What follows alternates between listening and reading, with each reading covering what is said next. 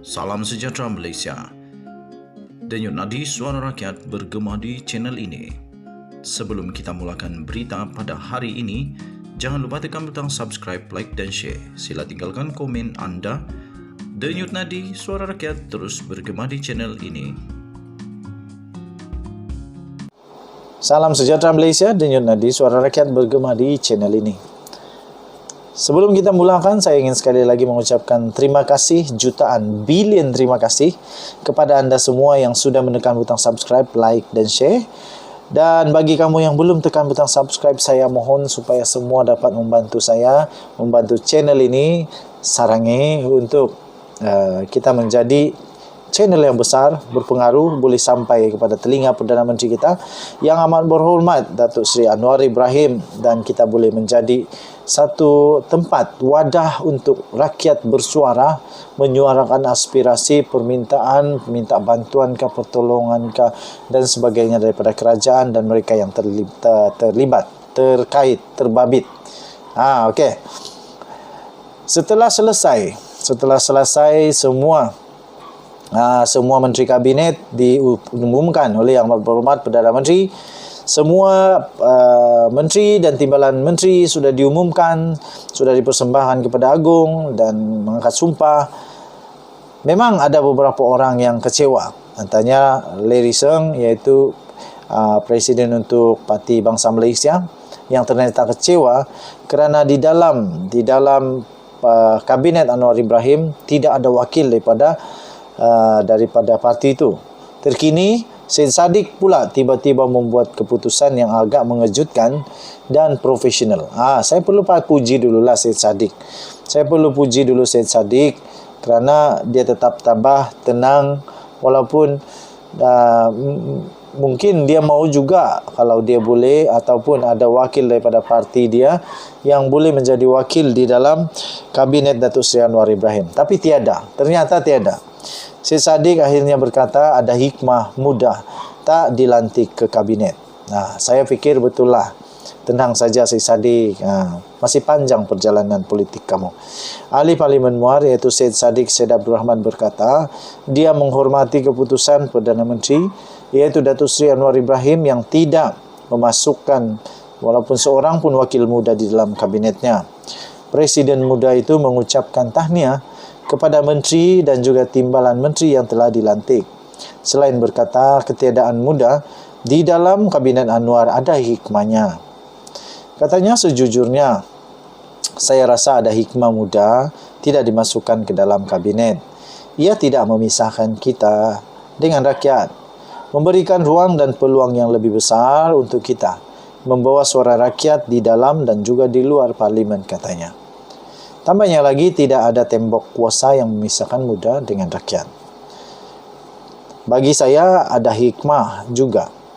Dapatlah saya fokus untuk berhikmat, membela orang Muar dan untuk membangunan kawasan saya, kata Syed Saddiq.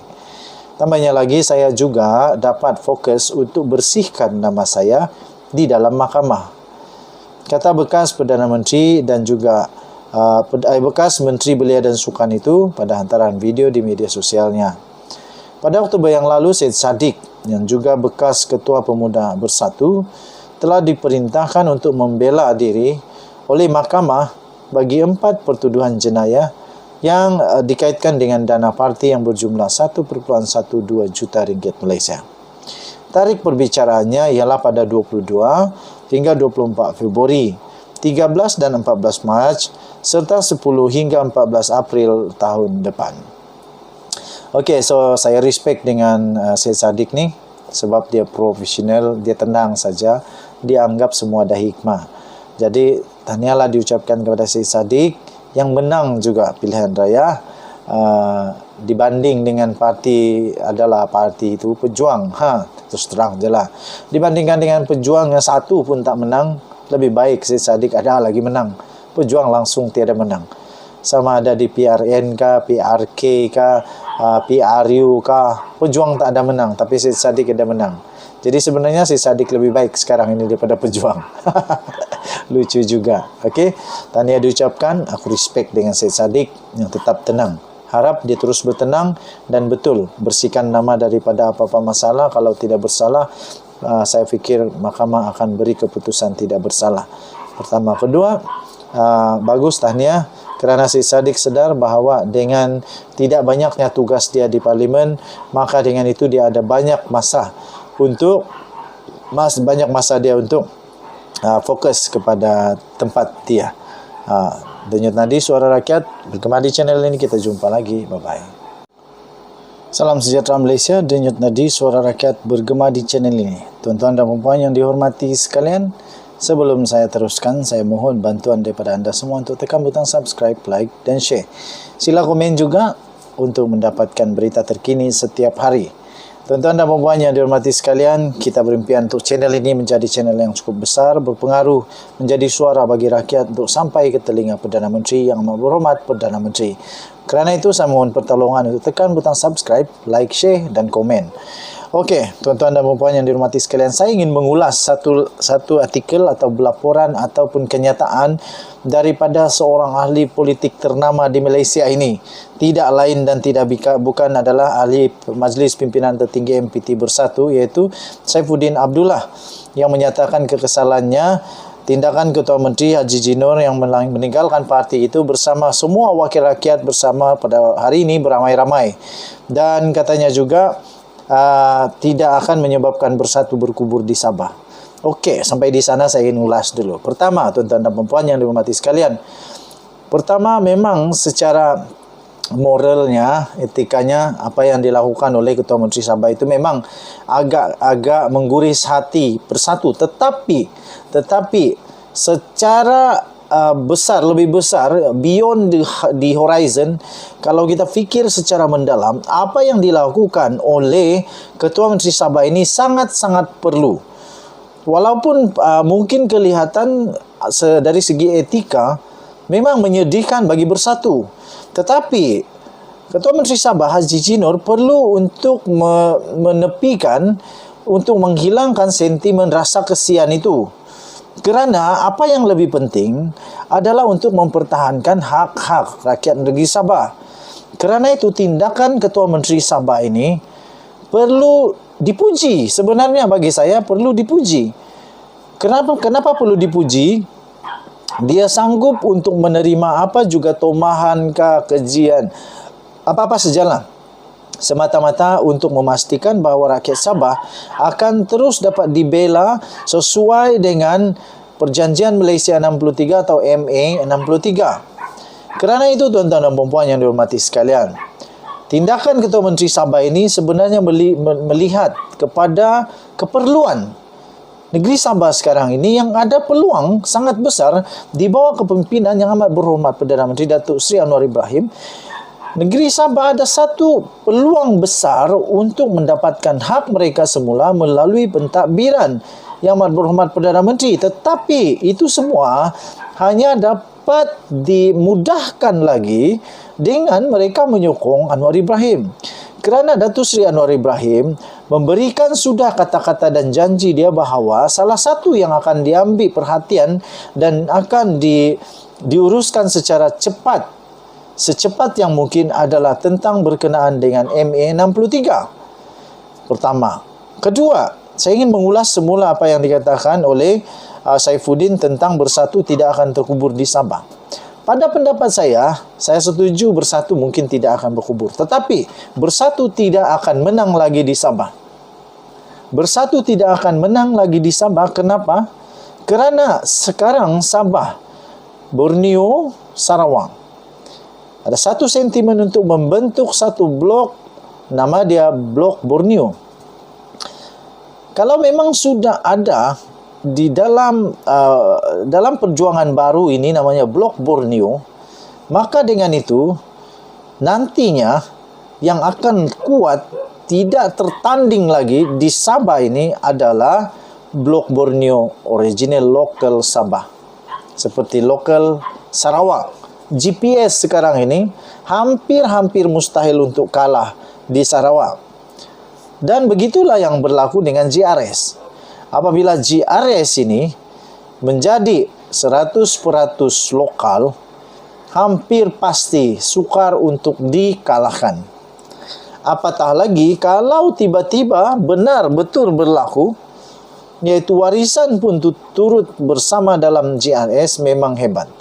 Tapi nampaknya sekiranya Bersatu Sabah ini keluar daripada Bersatu, mereka akan bersama dengan GRS sebagai ahli terus, maka mereka tidak perlu lagi warisan di dalam GRS, dan warisan boleh menjadi pembangkang atau menjadi kerajaan masa akan datang. Yang pasti, parti-parti yang kuat di Sabah sekarang ini bukan lagi parti Semenanjung Malaysia.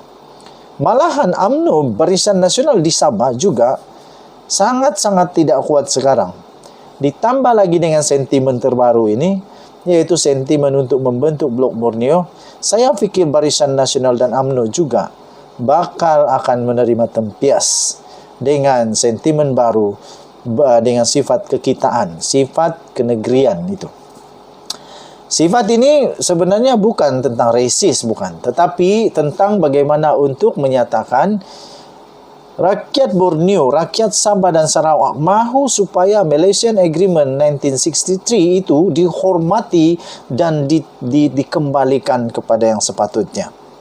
Jadi pada pendapat saya, benar Bersatu tidak akan berkubur di Sabah kerana ada ahli-ahlinya lagi. Saya pasti bukan semua nak ikut Anwar, ada juga yang tetap dengan Muhyiddin. Tetapi untuk menang pilihan raya agak mustahil. Okey, tuan-tuan dan puan-puan yang dihormati sekalian, memang patut untuk dia kecewa. Memang patut kecewa kerana Bersatu di bawah pimpinan Haji Ji, Bersatu Sabah keluar daripada Bersatu dan bersama dengan Anwar Ibrahim menyokong Anwar Ibrahim. Seterusnya tuan-tuan dan puan-puan yang dihormati sekalian, selain daripada itu, saya fikir ada ura-ura dengan dengar kabar, dan juga memang betul bahawa mereka akan mempertimbangkan untuk membentuk satu parti politik yang baru, tapi sekarang ini masih lagi di bawah GRS, di bawah GRS. Tetapi ada perkara yang mungkin akan berlaku, yaitu kemungkinan besar semua ahli-ahli Bersatu ini, termasuk wakil rakyat ini, akan membentuk satu parti politik baru, untuk mereka dapat bersama-sama sebagai entiti politik di dalam GRS dan bukan hanya sebagai ahli terus. Okey, tuan-tuan dan puan-puan yang dihormati sekalian, kita berharap supaya politik Malaysia akan tetap stabil, kukuh, stabil, tidak tunggang langgang. Tahniah diucapkan kepada Datuk Seri Anwar Ibrahim yang dapat membuktikan bahawa memang dia ada penyokong, memang ada keabsahan di dalam Perdana Menteri kita ini dilantik oleh Seri Paduka Baginda Yang di-Pertuan Agong. Ini buktinya lah. Okey, kita nantikan apa berita-berita seterusnya yang lebih hangat, lebih mengancam, lebih mengejutkan. Bye-bye.